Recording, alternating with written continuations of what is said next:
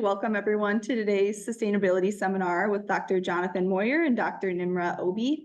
My name is Emily Gusky and I'm a community engagement and outreach specialist at the Illinois Sustainable Technology Center, a part of the Prairie Research Institute at the University of Illinois Urbana-Champaign.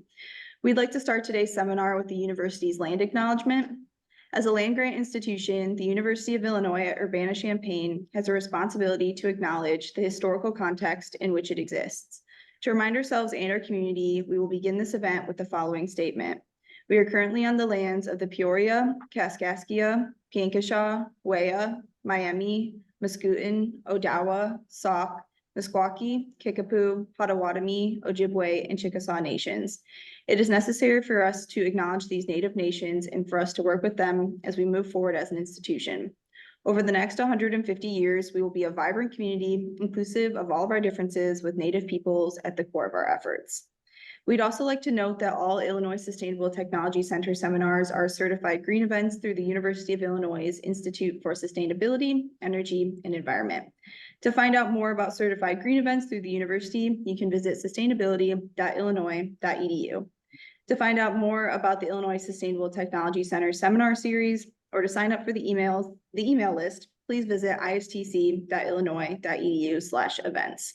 A couple of housekeeping items. The webinar today is being recorded, and that should be available online within a week or two.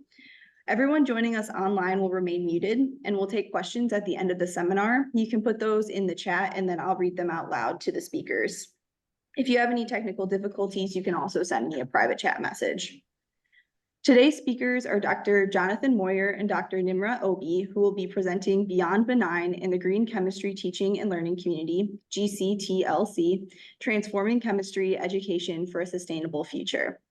Dr. Jonathon Moir completed his BSCH at Queen's University in 2010 and his PhD at the University of Toronto in 2016 in inorganic chemistry, where his research focused on the synthesis and development of nanostructured metal oxide semiconductor thin films for photoelectrochemical applications. During his doctoral studies, Jonathon was a founding member of the Green Chemistry Initiative, a group of graduate students dedicated to promoting green chemistry principles and practices within the Department of Chemistry at the University of Toronto. In addition to co-leading numerous initiatives, Jonathon redeveloped a third-year undergraduate organic chemistry lab in collaboration with Professor Andy Dix to include more concepts related to green chemistry, and later attended the ACS Green Chemistry Summer School in 2016. Following graduate school, Jonathon transitioned to the not-for-profit sector, where he has helped manage and support the development of international interdisciplinary research programs, scientific projects, workshops and symposia, as well as a national scholarship program in Canada for graduate students and postdoctoral fellows. He is currently the Senior Program Manager at Beyond Benign for the Green Chemistry Teaching and Learning Community platform and lives in Vancouver, British Columbia, Canada. Dr. Nimrat Kaur Obhi is from Ottawa, Canada, and obtained their HBSc in Biomedical Sciences in 2014. They completed their PhD in chemistry at the University of Toronto in 2020, where their research focused on the synthesis and investigation of carbon-based semiconducting polymers with complex architectures for electronic applications. During this time, Nimrat also completed a chemistry teaching fellowship award to design and implement a green chemistry course module into an upper year chemistry course at the University of Toronto. They are committed to justice, equity, and diversity, and have worked with local and national teams on advocacy and policy initiatives since 2014. Nimrat joined Beyond Benign as a higher education program manager in 2021, where their past work includes open access curriculum development and supporting green chemistry education at minority-serving institutions. Currently, Nimrat is a program manager for the Green Chemistry Teaching and Learning Community, where they develop community engagement and equity and justice initiatives for the platform. Nimrat currently lives in Ottawa, Ontario, and outside of work, they are an avid skier, cook, outdoor sports enthusiast, swimmer, stationery lover, and bookbinder. Welcome, Jonathon and Nim. Amazing. Thank you so much, Emily. We really appreciate the invitation and that very kind introduction. So I'm going to go ahead and share my slides and get the presentation going. So as mentioned, my name is Dr. Jonathon Moir. I am joining you from Vancouver, which is the ancestral and unceded territory of the Coast Salish people. So that is the Squamish, Musqueam, and Tsleil-Waututh nations. And I'll turn it over to my colleague Nim, who's also joining me from Canada as well. Yes, thank you as well, Emily, for that really kind intro. And I'm joining from Ottawa, Ontario in Canada, which is between Toronto and Montreal, and is situated on the traditionally unceded territory of the Anishinaabe Algonquin Nation. And I'm really excited to be able to talk to you all today and to get some exciting conversations going. So I'll turn it back over to John to begin the presentation. Yeah, so we're really excited to be here, and we want to talk a little bit about what we do at Beyond Benign, as well as our new GCTLC platform, which we recently launched. But before we get into that, we just want to give a little bit of background and some context for what we do. So John Warner is sort of considered one of the founders of the sort of field of green chemistry. I don't know if we call it a field, but he is also the co-founder of Beyond Benign. And he is really credited with thinking a lot about how what we need to do as a society is make sure that students have the right training so that when they go into industry, they can make the right choices. And we know that this is really important around the aspect of sustainability.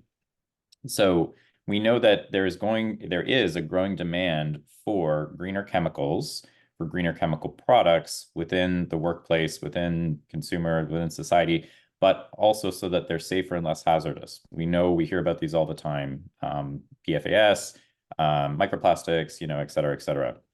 We also know that there's huge opportunity in this as well. By 2030, the chemical market globally is anticipated to increase to double, essentially. This is from 2017 numbers, I believe. And there's also going to be a 5% growth in green chemistry jobs anticipated within the next 5 years now. And this was data from 2019. But we also know there's a huge demand. So consumers constantly are asking for products from companies that are sustainable, that are environmentally minded, and that companies should help improve the environment. But we also hear from students that they want to know and to learn about climate change sustainability in school and college. And that was from a recent report from the Royal Society of Chemistry in the UK. So with all of this together, we know that there's a huge demand, but we also know that there's huge potential to make change. And we know that chemists with the right skills can design chemical products and solutions for a sustainable future. So before we get too much further, we do want to quickly touch on what green chemistry is. And some of you are probably familiar with this, but if not, that's totally okay. Green chemistry is not a field in and of itself, but it's actually an approach to doing chemistry. It's a way to do chemistry and to practice chemistry through the lens of 12 principles. And these were essentially proposed in the late 90s by, again, John Warner, who's a founder of our organization, and also Paul Anastas, who's currently based at Yale University. But what green chemistry is really it's the design of chemical products and processes that can help minimize or eliminate the use and generation of hazardous substances.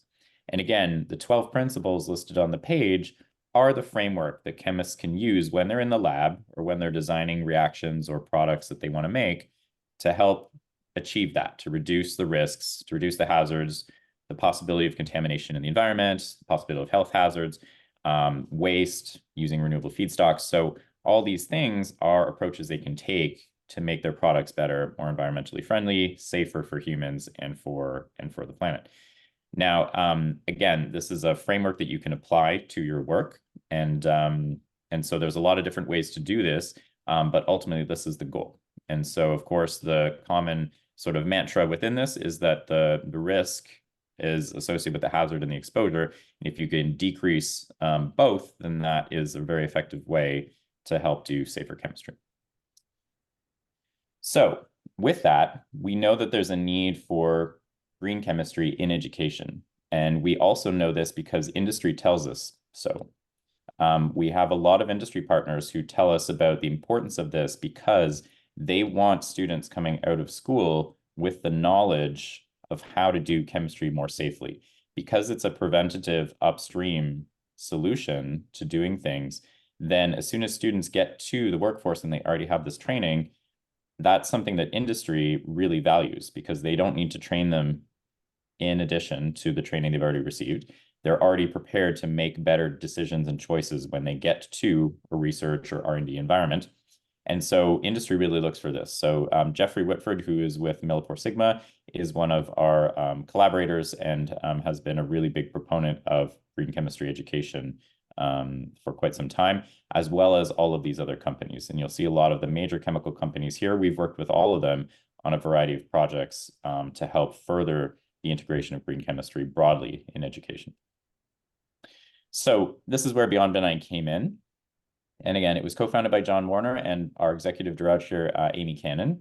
It was co-founded in 2007. And again, we collaborate with a lot of different industry partners, as well as universities and other nonprofits around the world to make this happen, to try to accelerate the adoption of green chemistry and how it's taught in education. And so since 2007, which I believe when they started, they had 2 or 3 staff members. We've now expanded to quite a large team now, and so we're growing each year. And again, we have a lot of partnerships with different organizations, including industry, but also other nonprofits. The ACS Green Chemistry Institute, American Chemical Society Green Chemistry Institute is one of our big partners, as well as Change Chemistry, which is an industry consortium, My Green Lab, which focuses specifically on lab sustainability. So a lot of really wonderful organizations doing great work. And we're very happy to be working with them on the regular. So again, one of the reasons that we do what we do is understanding how can we make safer, greener, better chemical products that can prevent environmental contamination, can prevent toxicity and hazards to humans. So what we know is that a lot of times we're starting with these materials, and we know that ultimately what we want to get to is that future end state, right? A world that is safer, and the chemical products we're using, consuming all the time, we know and can hope and assume are going to be safe for us. And this is the vision that Beyond Benign sees, is that end state, that world where the chemical building blocks that are used for products, chemical products, are healthy and safe. But we have to obviously start at the beginning, right? Again, and this is where that preventative upstream process begins, where we want to empower educators to transform chemistry education to make those changes that can allow students to learn the skills and the values that they can bring along with them as they move into the workforce and into future roles in society. So Beyond Benign does this in a few different ways. And so what we have is a set of different programs at different levels. So we work across the education continuum to provide professional development and resources for teachers to help transform how they teach chemistry. And what we want to do is help find ways for them to bring green chemistry into their existing curriculum. So we have a few different areas that we focus on. Our K-12 program focuses on elementary, middle, and high school. And we'll talk a little bit about that in a second. Our GCTLC platform, which we just launched, we'll talk about a little later. And at the higher education level, our Green Chemistry Commitment Program, which we'll also go into momentarily. But with that, we've already had opportunities to work with a lot of faculty and teachers over the years. So that includes over 30 certified lead teachers at our K-12 level. We have hundreds of lesson plans and resources through our websites and now through our online GCTLC platform. We currently have over 165 GCC signers who have come on to our GCC program, the university college level, as well as numerous other faculty that we've worked with through various workshops, conferences, et cetera, over the years. So we're going to go into a little bit on each of these, but I will turn it over to my colleague Nim to talk a little bit more about each of these programs in depth. Perfect. Yes, so I did want to start by just talking a little bit about our K-12 program, which is actually how Beyond Benign got its start, was in the K-12 education space back in 2007. And so some of the ways that we are supporting educators to integrate green chemistry concepts into their own classrooms, and of course being considerate of the fact that students who are maybe 4 or 5 years old can't have conversations about green chemistry yet, so often it's about sustainability and things like that. We do have open access curriculum resources that are available for these teachers, and a huge priority of Beyond Benign's mission and vision is, as John was sort of alluding to, is ensuring that everything is open access and freely available for folks to download and to use and to adapt in the ways that they want. K-12 also has a long history of supporting teachers in different regional communities and creating those sort of localized regional communities of practice. There's professional development opportunities. So John had mentioned the Lead Teacher Program, which was a long-standing professional development program for K-12 teachers at Beyond Benign. And there's also online training courses and things like that. And on the right-hand side of the screen, you can actually see some of the lead teachers at Beyond Benign actually getting some training and practicing some of these open access green chemistry laboratory demonstrations that they can put into their own classes as well. So some of those were, those training sessions are geared around that too. And on the next slide, these are some examples of some of the open access educational resources that are available to these teachers, and sort of connecting to what John was saying earlier about our partnerships as well. We do often partner with industry and with these really cool organizations to help create these resources. And so in general, the way that Beyond Benign has approached resource development is the experts, the educators on the ground are the ones who are actually writing and developing these resources with our financial support and with our management support as well, and with support from our industry partners. And so these are just some examples of some curricula that are available for K-12 teachers. The one on the very left-hand side of the screen is actually an elementary school curriculum, the Plate to Planet one. And then all the way to the right-hand side of the screen, the Green Chemistry Guide to Regents Chemistry, again, is one of those guides that is meant to be sort of regional and to provide regional support for teachers in the New York area. And that was actually developed in conjunction with the New York Pollution Prevention Institute. So there's a really, really wide variety of resources that are available to support educators who are seeking to practice green chemistry, and making that sort of a low barrier way to approach putting it into their courses. So on the next slide, one of the ways in which we help to support this too is through, similarly to what everyone's doing here at ITSC, is through interactive webinars. So the webinar series that is run by K-12 is called Observe, Wonder, Think. These happen monthly, and really they're just a place for anyone who is interested in green chemistry education as a K-12 educator to sign up to attend. They're free, and you are able to listen to talks from educators who are currently integrating green chemistry into their courses.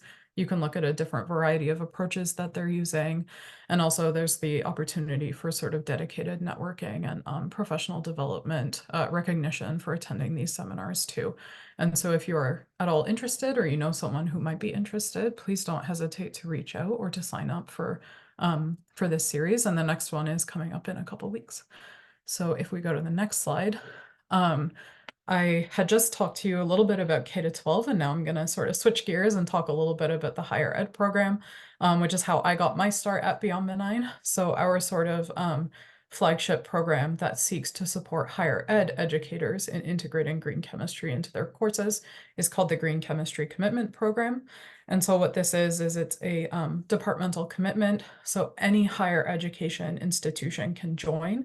It's free to join, just requires a couple signatures to officially commit to the program. But what you are committing to is just at your own pace and in a way that works for your institution, your needs, and your students, slowly infusing your chemistry courses with green chemistry knowledge and practices. And obviously, you know, we have these open access resources that can help you with that. But one of the really amazing things about this program is that it provides a really sort of dedicated support network of other educators across the world that are doing the same thing as you. So really provides that environment where you can sort of lean on different peers and learn from each other in that way too. So there's multiple benefits to the program too, including dedicated grant funding for some of your initiatives that you might be seeking to sort of implement. But similar to what John was saying, we now have 165 signers from all across the world. The majority are from the US, but you can see there that we do have international signers, and we do provide dedicated support and opportunities for underrepresented institutions, such as minority serving institutions within the US as well, seeking to really support to try and support and boost underrepresented communities. And so the goal of this program is really to get to our 25 by 25 initiative, which is where by 2025, we want 25% of students who are graduating from chemistry degrees in the States to have green chemistry knowledge. And we know that we can achieve that by getting more and more signers into this network and providing a space where as many educators as possible can adopt green chemistry. And so we're currently at 12% and we keep growing, which is really exciting. So on the next slide, if you are at all interested in this program and learning a little bit more about it, or maybe you want to attend a talk that celebrity John Warner is giving on green chemistry, you can sign up for this free info session, and it just gives an overview of the programs at Beyond Benign and some of the benefits to being part of these supportive networks.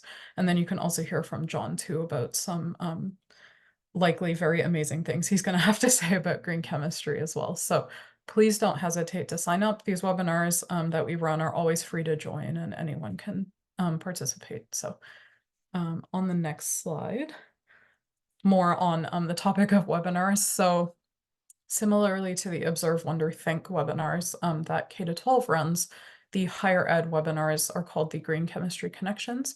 They happen monthly, and they were actually started during the pandemic as a way to really try and keep that support and engagement and connection between educators throughout what was really a rough time for everybody. But again, this is where you can hear from green chemistry educators at higher ed institutions that are practicing green chemistry in their courses using a variety of different methods and ways. And so the webinars sort of run quite closely together. So the next one here is on April 17th. Please feel free to sign up and participate. And you don't have to be a signer, but if you want support through the signing process or you're curious about it, this is also a nice place to go to. So, and on the next slide, actually, we do have some screenshots from some previous webinars, just showing kind of the diversity of the speakers that we try to have, and the diversity of approaches really to green chemistry that people across the world are taking. And like John was saying, you know, this isn't a discrete field, it's really a framework for how to do chemistry, a lens on which you can practice chemistry. And so it's really wonderful to see all the different ways in which people are doing that.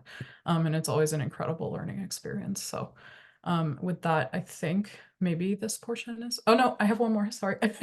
One thing that we are also doing is really trying to survey the needs of higher education educators who are teaching chemistry courses. And we're doing this to try and improve our professional development programs and to provide dedicated support to those educators who might have you know, specific needs when it comes to getting started with green chemistry or things like that. So if you know anyone who teaches chemistry at the University of Illinois, please do ask them to complete this survey, because I know it's going to give Dr. Monica Nyanza, who is our content manager in the higher ed team, lots of information for all the amazing things that that she's doing, and with all the amazing professional development opportunities that are soon to come out of the higher ed program. So at that, I'm going to turn it over to John, who's going to talk about the GCTLC now.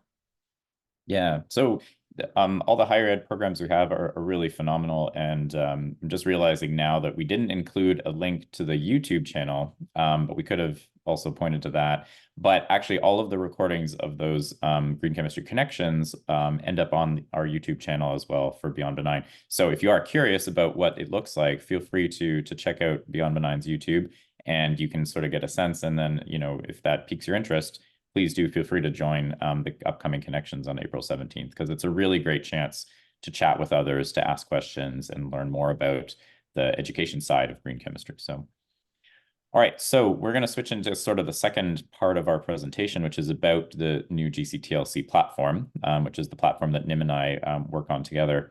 And so in sort of late 2020, there was an interest in trying to understand how could we help accelerate the adoption of green chemistry in education and better support a lot of our community members, including the various faculty, lecturers, teachers in K-12, students, and industry partners.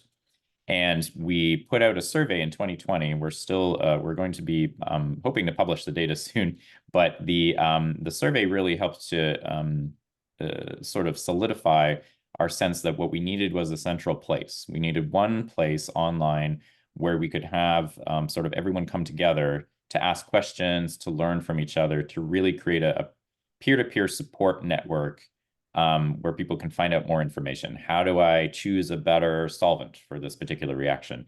What are some ways I can do better assessments of my students when it comes to green chemistry, both in the lab and in exams? How can I do case studies around green chemistry? What are some good case studies, right? What are some examples? Use of, for example, reduced waste in Viagra synthesis, which was highlighted in the late 90s, early 2000s. So there's a lot of different ways and reasons why people were looking for a central place where they could find things. So Beyond Benign partnered with the ACS Green Chemistry Institute to bring about the idea for the GCTLC. And the GCTLC is the Green Chemistry Teaching and Learning Community. It's a virtual platform, and our mantra is it's by the community for the community. So it's driven by community content. So people, educators, students, industry stakeholders who can contribute content to the platform and can learn from each other through discussion forums, through groups, through events, and through a shared library of resources. So the platform is really meant to help provide all of those tools to allow educators to accelerate the adoption of green chemistry within their own school programs, whether they're at the university or K-12 level. So again, it's an open access resource hub. It's got forum and discussion tools. It's got opportunities to look for events, upcoming events, job postings, and opportunities for collaboration and mentoring. So really a one-stop shop for all things green chemistry education, and that was our original vision for what we wanted the platform to be. So this started in 2021 when we began the process. We brought on a leadership committee of individuals to help us sort of shape the design of it. And over the course of the last 3 years, we went through the process of scoping developers and eventually creating the design for the platform, actually implementing it, and then launching it in the fall of 2023. So it actually just launched. So we're really excited about it. Our leadership committee really helped us to understand the vision, mission, and the core values for the platform from the outset. So what we really see is that community of practice, that sort of collective voice that can help empower responsible global citizens to transform science education and help students to address grand challenges, as we said, when they move on into the workforce. So we really want to make sure that we can foster that through these core values of respect, belonging, inclusivity, and Nim's going to talk a little bit about our approach to DEBR, diversity, equity, belonging, respect, later in the presentation, but also that we wanted to make sure we had equitable access to resources. We were transparent about how we were doing things. Everything is open access within the platform, and again, a place to really come together as a community. So this is our current advisory committee. We had a previous leadership committee of about 19 individuals.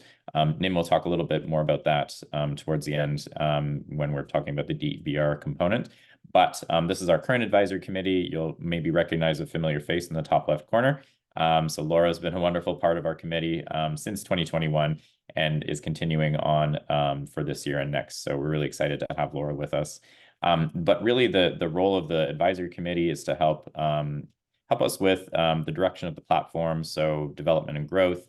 They meet quarterly to look at statistics, to understand recent updates to the platform. What are the sort of drivers in terms of the content, the resources? Should we be focusing on analytical chemistry, inorganic, organic? Do we need to be partnering more with journals? Should we be doing this, that, and the other thing? As well as what are some of the community and collaboration tools? What should we be exploring? How can we help bring more people in? How do we talk more about green chemistry? What are people missing? How can we help? So this is a diverse group of individuals. They're really wonderful. And they, again, come from education as well as industry and professional learning communities. So we would not be where we are without them. So I do want to always emphasize how important they are. Okay, so again, what can you do on the GCTLC? And we'll show you some screenshots in a bit, but really the goal of the platform is focused on a few different things. So on the people side, it's really about creating your own profile and helping to find others around the world. We'll talk a bit about the stats in a second, but you can search for users anywhere in the world who are part of this platform, also doing green chemistry and education, and you can reach out and start a conversation with them. We have our resources, so we have a completely free searchable library of resources we'll talk about a bit more in a sec, but you can search them based on a number of filters, keyword tags, etc. We have curated collections around specific topics of interest, so gen chem, inorganic chem, organic, etc. And users can also submit their own work. So if you want to submit something to the library, you can do that. It goes through our peer review, which we'll also talk about in a second. And with that, you can have it assigned a DOI, a digital object identifier, if you do want it to be citable.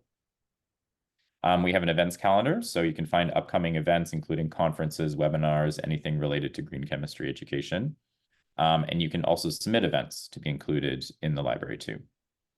There's forums where you can post discussion questions. So if you have a question of interest, we have things like, hey, I'm looking for grants, or hey, I want to collaborate on a project to do education specifically around the UN SDGs or something like that.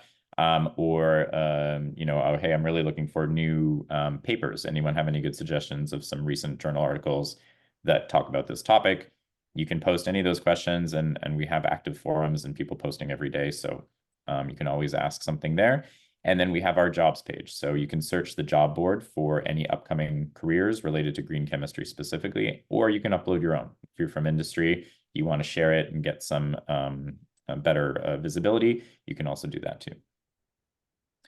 So since we launched on October 10th officially, we now have almost 1,000 registered users. We're at 935, actually, I think, as of yesterday. So it updates every day. We have 64 countries represented from across the world. We have 212 curriculum resources currently published in our searchable library, and just over 1,400 downloads of those resources too.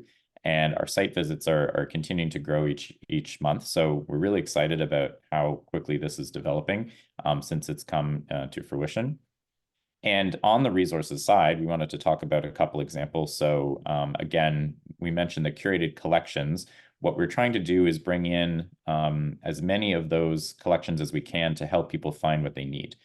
Often, these are resources that were created by Beyond Benign in collaboration with our faculty and teacher colleagues, but some of them are also pre-existing content or are linked externally. So the library has the ability to accommodate both original work as well as external work. So these are just a few examples. Our toxicology for chemists curriculum came out 2022, I think it was, right, Nim? Pretty sure, 2022. Yeah. So that's currently a collection of 11 modules. It includes lectures, some assessment work, and as well as activities within them. And it's a chance to look at different aspects of toxicology within the chemistry curriculum. So toxicity of metals, environmental toxicology, structure-activity relationships, etc. We have a variety of alternative greener lab experiments, so both inorganic and gen chem. So those are in collections as well. We have the GEMS database, which was a previous database of educational materials that went out of commission for some time, and we've managed to bring it back into our library. It was originally hosted by the University of Oregon. That includes 41 journal articles specifically around green chemistry education. So there's a lot of organic reactions in there, but they're actually really, really useful tools. There's a curated collection of 12 videos. These were videos put together at the ACS Green Chemistry and Engineering Conference 2013. Each video goes over one of the 12 principles, and it's really an in-depth look at what each principle is, some examples of it in industry. So those videos are really great. They're 15 to 20 minutes long, but they give a really good introduction. And then the Green Chem Essential video podcast series is also one that just came up. And that includes interviews with experts around sustainability, life cycle assessment, environmental justice, what are some other recent ones? Pharmaceuticals industry around green chemistry. So really cool interviews by James Ray, who's leading those, and some really fascinating conversations.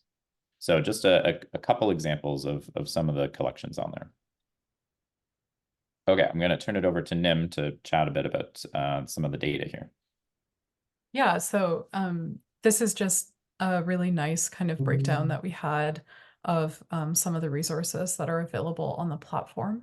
And so this data is taken as of March, so it's not the most up to date. However, I think you can see from here that a lot of the resources that we do have are very functional educational pieces that educators can just take and download and use in their classrooms. And so the sort of majority of those resources are laboratory experiments.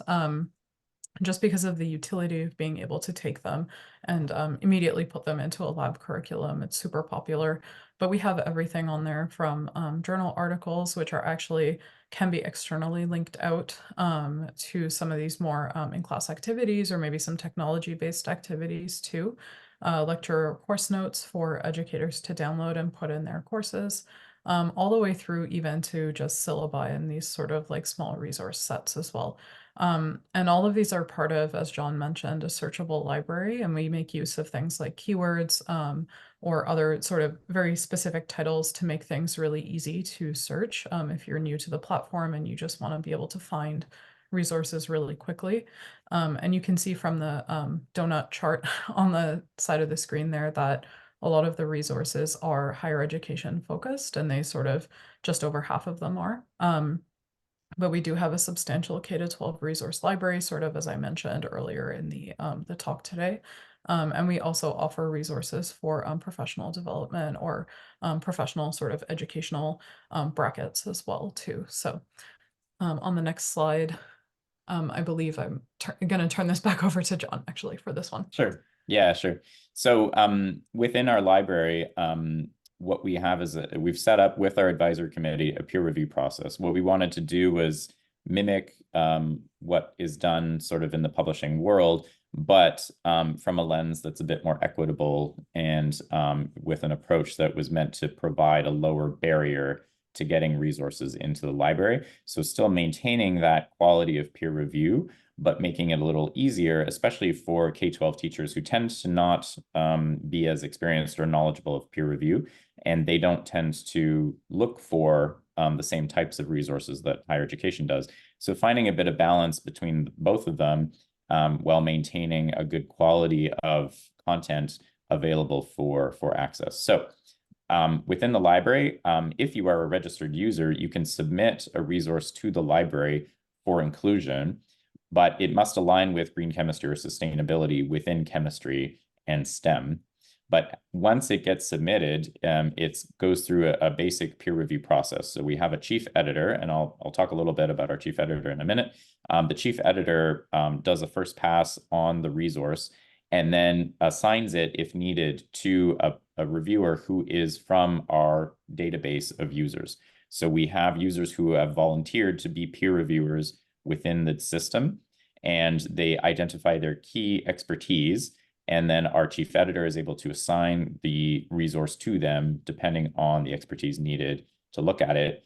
But the criteria which are critical for the resources in the platform include the alignment with Green Chem, accessibility, the scientific accuracy, quality, the safety, and the pedagogical utility. So across those 5 categories, the reviewers will look at how appropriate it is for the platform, if it is of sufficient quality, and has all the necessary information. But again, the barrier is intended to be low.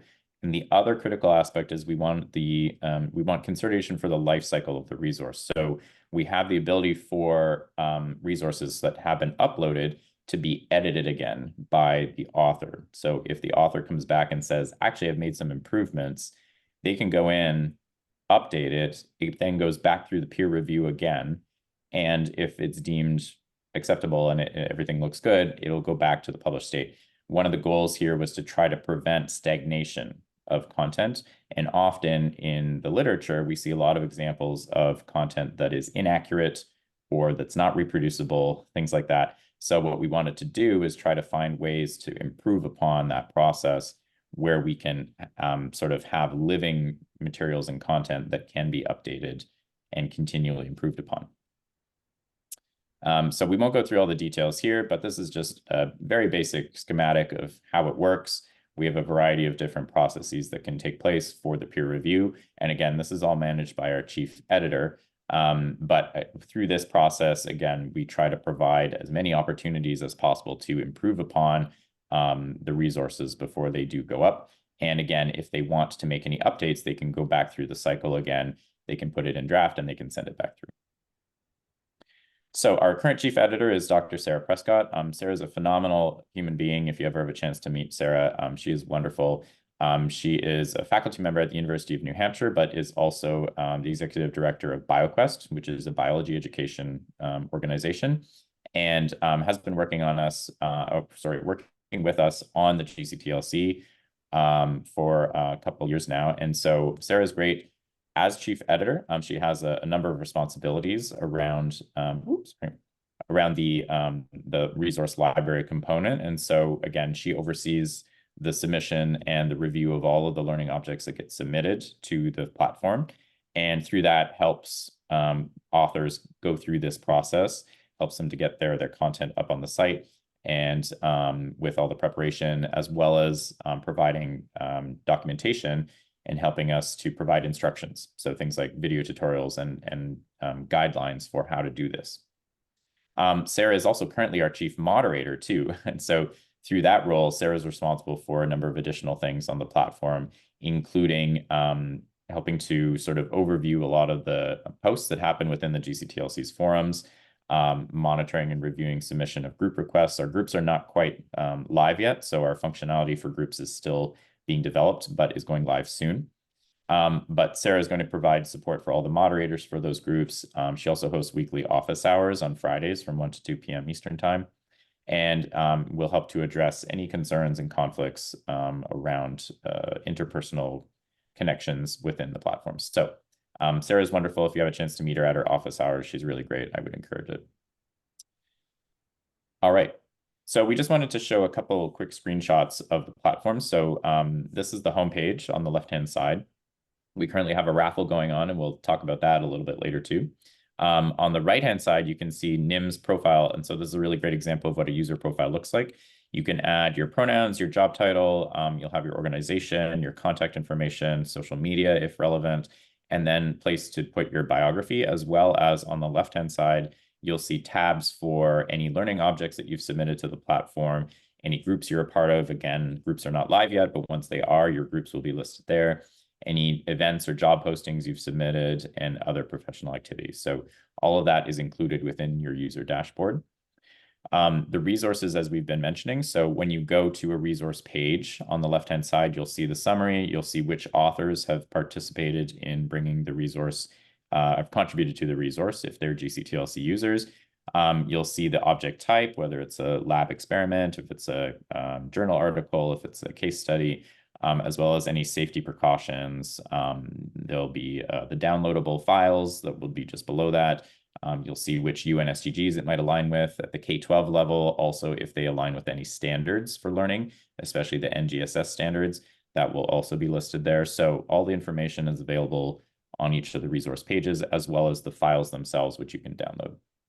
On the right-hand side is our forums page. So again, a lot of different forums around green chemistry. Green Chemistry 101, there's a K-8 space, high school, higher education, greener labs, toxicology. So a variety of sort of broad topic areas. And within each one, spaces to create your own forum threads if you want to ask a question, or look at existing ones and contribute some ideas or discussion to those. Finally, we have an events calendar. So you can see on the left-hand side, our seminar today is listed within the calendar, as well as the upcoming Green Chemistry Connections. So you can search through any number of events there, including upcoming webinars, conferences, et cetera. And again, you can submit your own events to be included in the calendar too. And it goes through a very short review before we publish it in the calendar. And on the right-hand side is the jobs board. So if you do have jobs that you'd like to share within the GCTLC, if you create an account, you could submit a job there. Again, short review before it then gets published onto the platform, and then goes out in our weekly digest to our 935 users. All right, so that's sort of a brief synopsis of GCTLC. We are going to shift gears a little bit to talk about the DEBR component of things, which I'll turn over to Nim in a second. But before we do that, we do want to talk a little bit about the importance of communities of practice. And so I do want to give just a little bit of time to this. But communities of practice are really, they're well defined, they're well known. But what we want to emphasize is that green chemistry education is an example of a community of practice. It's a group of people who share a common value or concern, and they learn how to do it better while interacting together. And this is obviously the goal of the GCTLC. One of the sort of versions of community practice that you can also find in the literature is called community transformation, but it's the same as community practice, but one that sort of brings it to a more sort of holistic level. And so within communities of transformation, there's a compelling philosophy, living integration of the philosophy through everything that you do, and a network of peers to break isolation. But we know that this is important because there's a lot of reported advantages to having these types of groups within education. In particular, people who participate in these, and there have been many case studies you can see in the literature examples given at the bottom of the slide, where it shows a lot of benefits to the participants. So improved teaching, re-energized sense of satisfaction, fulfillment, etc. So communities of transformation can be really powerful. And so with that, with our committee, we developed an education philosophy statement. And I won't go into details here, but you can find it on the GCTLC platform. And what we really wanted to do was have a common sense of, why do we do what we do? What is the purpose of this? What is the reason that we do green chemistry education? So with that, we had a chance to work with our advisory committee to bring that all together. And you can, again, find it on the platform as another point of, I guess, well, it's a rallying cry for green chemistry education, why it's important, and a sort of a sounding board for why we do what we do. So with that, I'm going to turn it back over to Nim and sort of transition to the DEBR component of things on the platform. Thank you. Yes. So really sort of integrated with the philosophy of the site, and knowing that this is really a community of practice. We are trying to transform chemistry education to be more sustainable, to be green.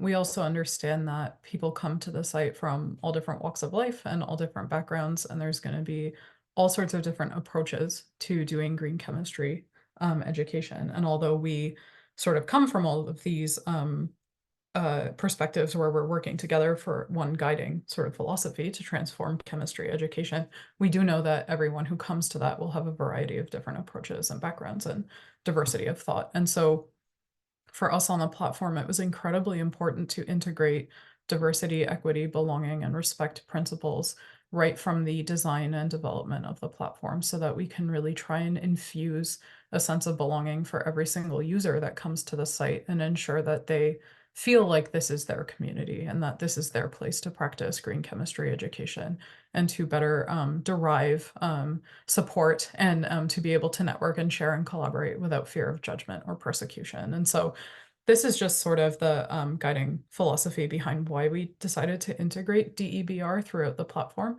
And I'm not going to go through everything. So on the next slide, I want to talk a little bit about the original leadership committee. So these are the folks that John was mentioning, who really were assembled in 2021 to really guide us and advise us on the development of the platform. And they come from all different places in the educational and professional spectrum.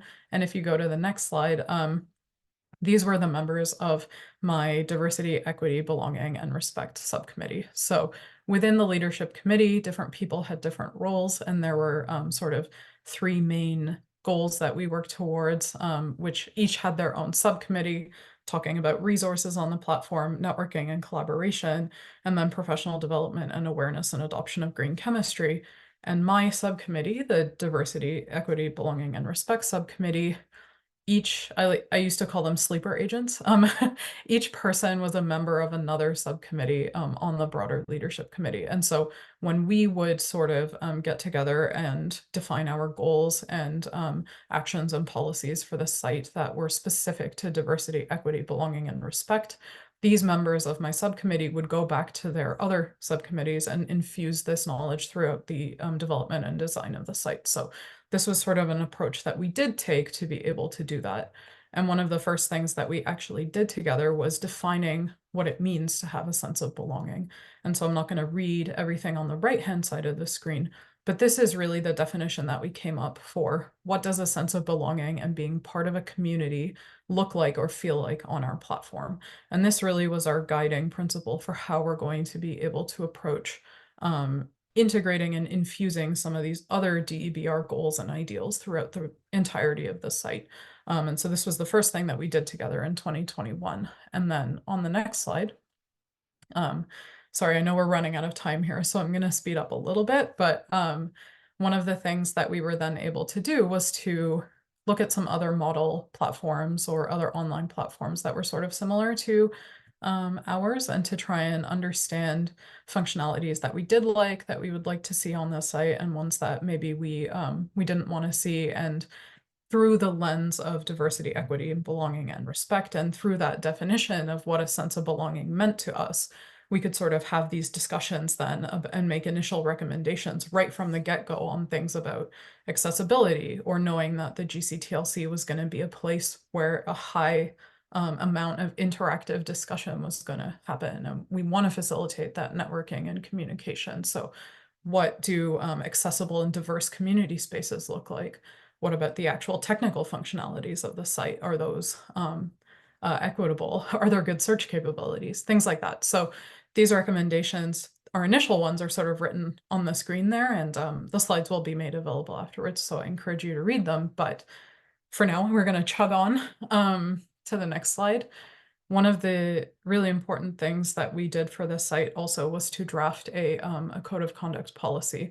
And so for folks who are unfamiliar, these are policy documents that are very specific to an event or to a project that you've outlined. And what they really do is establish some guidelines for participants, or in our case, users on the platform, for the types of behaviors that you would like to see emulated by your user base, and then for some that you say are prohibited.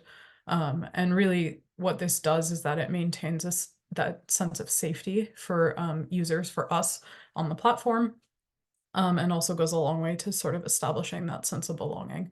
And so this did take a long time to develop. We were working on it from February of last year up until the launch. And on the right-hand side of the screen, you can actually see one of our first meetings about it, where we made gratuitous use of Jamboard over a variety of different sessions. But really how we tackled this is that we first established a purpose for this policy, and then outlined some of those expected behaviors that we wanted to see, users treating each other with respect, users being cognizant of different cultural backgrounds, and then some of those prohibited behaviors. We don't want to see discrimination. We don't want to see harassment. We don't want to see spam. We don't want to see people trying to sell things to users, for example.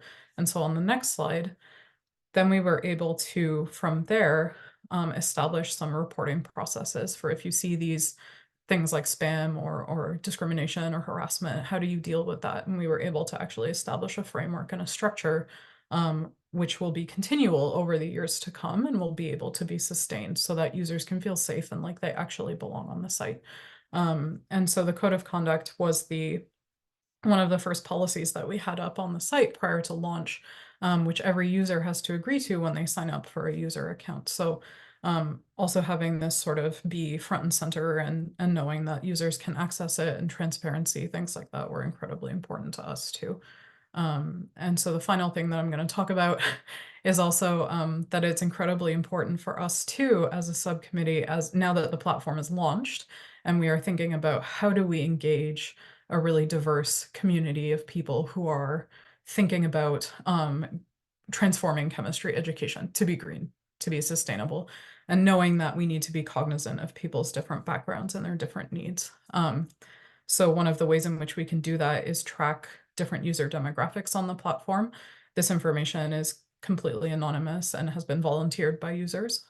It's not mandatory to share, but it gives us a good idea about the type of people who are engaging with different parts of the platform, and places where we can maybe fill any gaps with needs or different types of users' backgrounds. If they're finding things difficult on the site, we can try and help. So yeah, this sentence really summarizes it well, that we really do want to sustain this diverse and flourishing community of people on the site, and it is our charge as a subcommittee to ensure that that is sustained for the years to come. So I'm going to turn it back over to John now, I think. Yeah, so we'll go through this fairly quickly, but Beyond Benign is interested in continuing our growth of our programs, including our Green Chemistry Commitment Program and our GCTLC well into the future. And so we're looking at a lot of ways to do that. I won't go into detail on this. But in terms of future work, we are going to be launching our groups functionality soon on the platform. So please have a look out for that. We are continually building our collections and our library. So if you have resources that you're interested in submitting, please do let us know, because we'd love to help you get them up on the platform. We're going to be making additional improvements, increasing and expanding our partnerships, and looking at continued opportunities for growth. So that's through in-person events as well as online. And we're going to be launching an annual survey of our users in the fall to be getting some feedback around experiences on the platform, et cetera. So if you do want to find out more, you can always look at our annual impact reports. We're just finished putting together our 2023 report, and so that's going to go up on the platform probably today, actually. And I will turn over to Nim to talk about a little bit about the raffle, which we mentioned earlier. Yeah, so this is like coming up on the end of the presentation here, but this is one of the activities that we wanted to run as one of our first sort of fun activities to get people engaged and interested on the GCTLC. So if you are sort of unsure as to where to start on the GCTLC, we do have this raffle where if you complete certain things on the GCTLC, a little bit like a scavenger hunt, you are automatically entered to win some gift card prizes. And so it's really a nice framework for your first foray onto the GCTLC, but also you could potentially win prizes, which is awesome. So I would encourage everyone here as well to just take a look. And the raffle actually closes on the 15th, which is on Monday. So we're coming up sort of towards the end of it, but it's a really nice way to just sort of get connected on the site and to be able to like browse different aspects of the site, to see some resources, to meet some new people, and to also potentially win a gift card prize. So please do check it out. I'm personally really excited about this raffle because it means that I get to meet a lot of really cool people. So please follow the QR code and take a look at it. All right. So with that, Nim and I just want to say huge thanks for the invitation again. Hopefully this was informative, and you learned a little bit about Beyond Benign and our programs. But if you do have other questions, please feel free to let us know. You can email either of us, or you can also sign up for Beyond Benign's newsletter. We send out regular updates about our programs and our grants and things like that. And again, if you want to learn more about the GCC program, we have that info session on April 24th. But in the meantime, we're happy to take any questions in the remaining time that we have. So thank you so much. Thank you both so much to our speakers. Like I mentioned at the beginning of the presentation, you can put any questions in the chat, and I actually have one to start us off. I know that you have a lot of partners and collaborators, and I'm wondering if you have any advice for sort of sustaining long-term relationships with your partners and collaborators. Yeah, that's a great question. A lot of our partners we've been with for quite a long time, and often it's all about keeping channels of communication open. We have regular meetings with a lot of these partners, both in person at a lot of the same events, because we are often at the same conferences together, but also just through regular check-ins. So our ACS Green Chemistry Institute colleagues, we meet with almost weekly, just to chat about what's new on their side, what's new on our side, what are some things we could be working more towards, and ultimately we all have the same objective, which is really, creating a more sustainable future. So it's always easy in this space to work with people because everyone is really supportive and wants to do the right thing. And so that's really great to see. So yeah, a lot of that open communication helps a lot, and just being creative and open to finding things. It is helpful, being a smaller nonprofit, that we can be a little more flexible about the types of projects we take on. So that does work to our advantage as well in some ways. So having a bit of flexibility can help too. Sometimes our industry partners are very interested in specific projects, and so we have to pivot a little bit to make it happen. But we're often willing to do that, especially because the projects are often really beneficial to our educators. Yep, I have a question too. How did you start facilitating and continue to facilitate user to user interaction and engagement between your users? Yeah, Nim, do you want to take that one?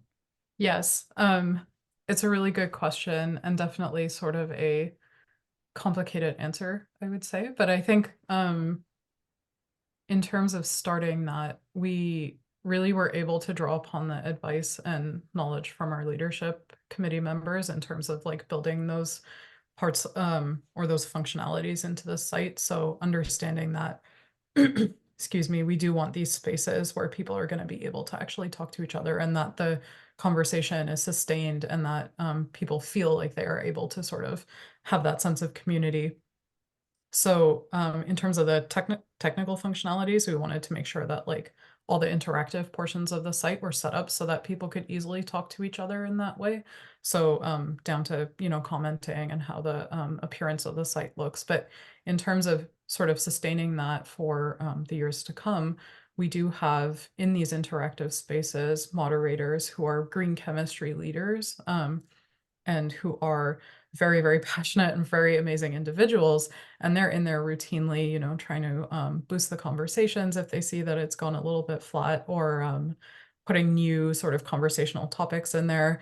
And we also will do that and jump in, but we know that it does sort of mean a lot more when it's community members who do have these leadership roles, but are, like I said, sort of educators on the ground that are helping to facilitate and foster those conversations, because we don't want this to appear as though Beyond Benign is really the like a user to Beyond Benign interaction. We want this to be a user to user interaction. So I would say really trying to elevate green chemistry leaders on the platform has been our strategy so far.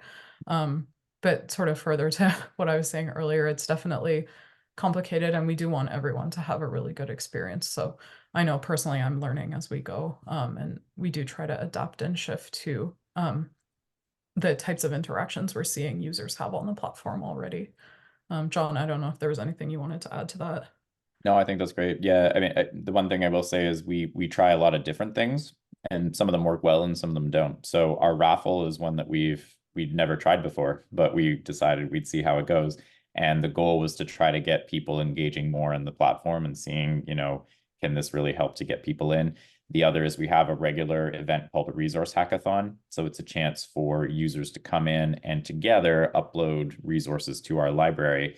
And our chief editor is there leading the process saying, oh, do you need help? Can I help you with this? So it's meant to be an open collaborative space. So again, we're sort of trying these different things to see which ones work well. And some people really like one and some people really like another. And so providing a sort of a plethora of options, I think helps to give people multiple ways into the system and helping them to stay engaged. So. Great, thank you so much. And maybe one last question as we are coming up on the hour mark. Do you have any advice for a student or a young professional who's really interested in getting started in green chemistry? Yeah, great question. So through Beyond Benign, there's a number of things. So join the GCTLC platform, you can sign up. The registration's free, so it doesn't cost anything. With that, then there's access to a lot of upcoming events, conferences, etc. I'd say, broadly speaking, there's a number of things. Networking. So certainly find the people who are doing green chemistry, who you might be interested in working with if you're going to grad school, or through a lot of our funders, those companies, they are often very interested in green chemistry. And if you are looking to go into industry as a student, talk to some of those companies. Definitely reach out to them, see what they're doing, find out a little bit more about them. A lot of universities will have student green chemistry groups. So University of Toronto, where Nim and I both went, our green chemistry group, it was a really great chance to meet others interested in green chemistry, work with faculty on small projects to do waste reduction initiatives, or again, revamp some of the undergraduate labs and stuff like that. So a lot of schools have started student groups, and they've been very effective at trying to make change within their own departments. So student groups is another one. And one big one that I would highly recommend is the ACS Green Chemistry Summer School. That's a really great experience. It is free. You have to apply, but if you're a grad student or postdoc, it's a really wonderful experience. It's a week-long summer school. You get to learn from experts in green chemistry, research, and industry as well. And you do a lot of social activities with the group and with the other students. So it's really fun. Happens every summer in June, July, and would highly recommend that too. Nim, I don't know if you want to add anything. Yeah, I'll throw in my 2 cents too, because I sort of came to green chemistry a lot later in my education. I was already nearing the end of my PhD.